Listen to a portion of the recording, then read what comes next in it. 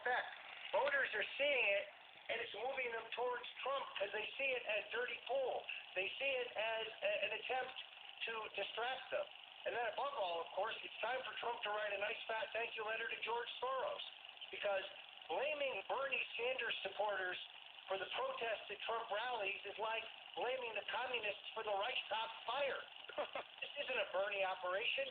This is Soros and David Brock and Jonathan Lewis and a Clinton operation. Poor Bernie. He's just an innocent bystander. These are protesters masquerading as Bernie Sanders supporters. But Alex, here's the most stunning thing today. A poll shows 1/3 of Bernie Sanders supporters will not vote for Hillary Clinton.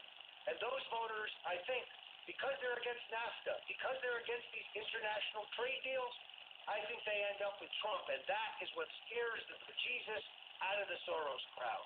This is incredible. I've never heard or seen anything like this in U.S. politics. We're live on the air right now. And I want you, though, because I want to take a clip of this, post it in the Drudge article that's linked, put it on Facebook, Twitter, make it go viral. And then I'll get to some other subjects after that. But I want to start over with you and have you just encapsulate how big it is that the Republicans are openly saying all this, why they're being so naked about it, were they attempting to soft sell it, has it backfired? So I'm just going to start back over and in just like 3-4 minutes try to encapsulate it all so I can send out kind of a super video to everybody. So let's do it right now live. Roger Stone, consummate Trump insider, former head of his campaign. You first warned 6-7 months ago on my show about the plan for a broker convention. Now they're in the Washington Post. Now they're on CNBC. Now they've got high-level Republicans on the RNC, on the Rules Committee, saying, yes, your popular vote is a quote. That we'll play it again in a moment. Doesn't matter. And forget even having primaries. We're just going to decide who the nominee is. In fact, it may be Paul Ryan with 0 delegates. Unprecedented. Roger Stone, you first warned of this. I know you've been talking to Trump recently. He's concerned. Explain this to us and where this is going and how we fight back against it. Sure, the fact that Donald Trump may have 1,237 votes, the majority on the first ballot, is almost irrelevant to the kingmakers, to the party elites. Look, they're petrified. And here's why. Trump is uncontrollable to them. He's not susceptible to special interest pressure. He doesn't owe anybody. There's no chits that can be called on him.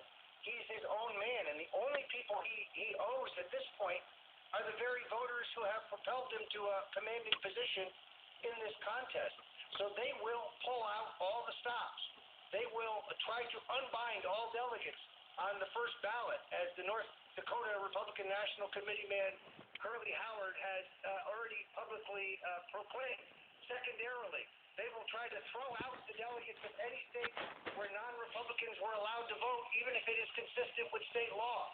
So if independents and Democrats were allowed to vote and they flooded the polls for Donald Trump, which, by the way, is a positive sign for the Republican Party, they will seek to throw those delegates out.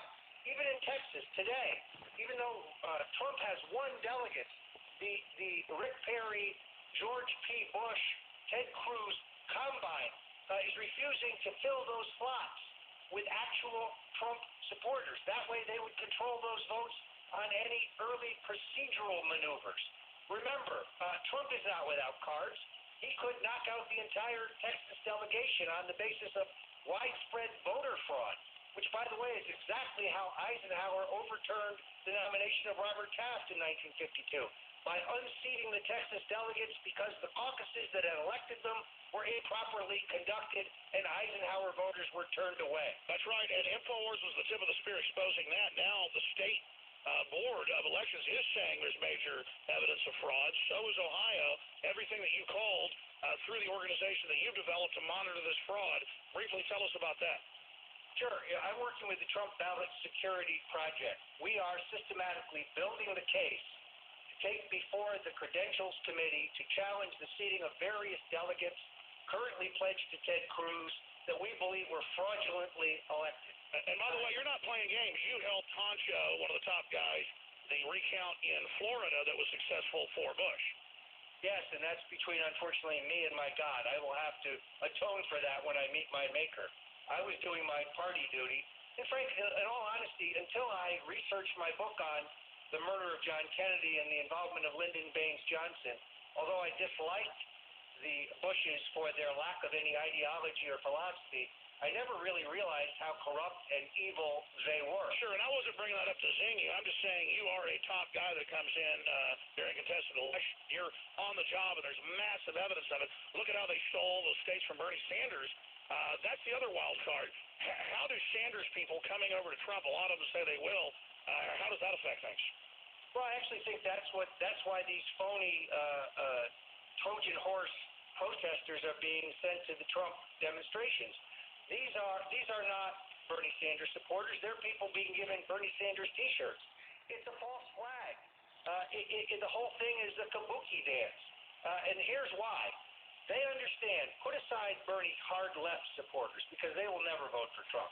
But those Sanders supporters who are economic supporters, who feel cheated by NAFTA and by TPP and by the globalist international trade deals that have sucked all the jobs out of America, they're afraid that those voters are going to end up with Trump, which is a logical place for them to go. So now they're trying to stigmatize Trump. He's a racist. He's a bigot. He's mentally unbalanced, simply because he challenges the status quo, and he is the only nationalist running in this race in a field of global. Well, he was against the Iraq War, the Libya, the Syria thing. He seems like one of the only sane people out there because he doesn't want to have war with Russia. Let's play this clip of one of the RNC Rules Committee heads.